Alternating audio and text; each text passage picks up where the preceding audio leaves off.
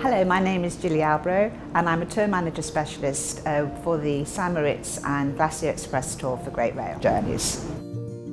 Part of the joy of this tour is that we use three iconic Swiss rail journeys, the Glacier Express, the Bernina Express and the Gornergrat Bahn. So day one we travel on the Eurostar from St Pancras to Brussels, where we transfer to Cologne for a night stop. Cologne has the wonderful cathedral there, 13th century cathedral, which quite brilliantly is just located behind the station. Then the next day we travel from Cologne via Bâle and Cure down to Moritz, where we spend 3 nights in Moritz. The next day after that we travel on the Bernina Express, which is the highlight of the tour, and we take that down to Turano.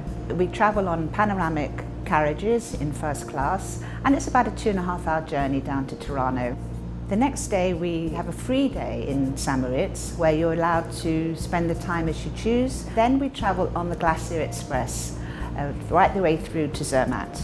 The Glacier Express, known as the slowest express in the world, it only travels at 24 miles an hour and it takes 8 hours to get from Moritz to Zermatt.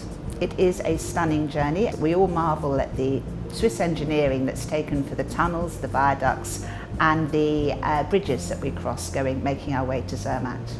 And the first thing that people notice is how quiet Zermatt is. We spend 4 nights in Zermatt and the next day we travel up to the Gornergrat, which is our third railway journey on the iconic side of the Swiss rails, and we take it up from Zermatt to the peak of the Gornergrat.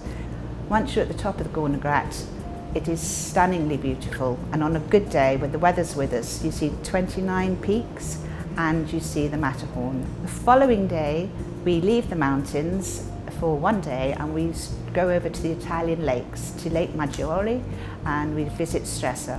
Stresa takes you back to the Grand Tour in the 19th century. Wonderful architecture, and we go off to one of the Borroman Islands in the middle of Lake Maggiore.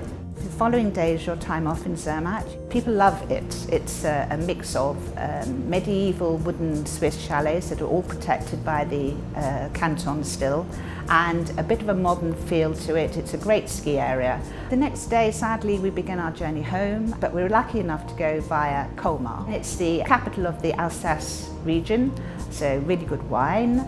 And it's got half-timbered houses, a medieval type feel to it, beautiful parks and a canal system which is known as Little Venice.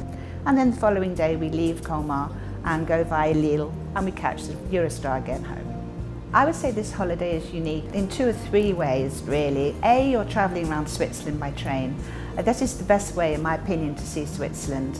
We're travelling first class. It doesn't matter if you sit on the right or the left. The views are equally stunning. My advice to customers taking this trip would be to pack light and to pack in layers, because you'll find that as we move up on the altitude, you'll need more layers. Always pack a waterproof and some sturdy boots, because there's lots of opportunities on this trip to go and do a little bit of trekking. Use the pathways for Moritz and Zermatt to just go for a small hike.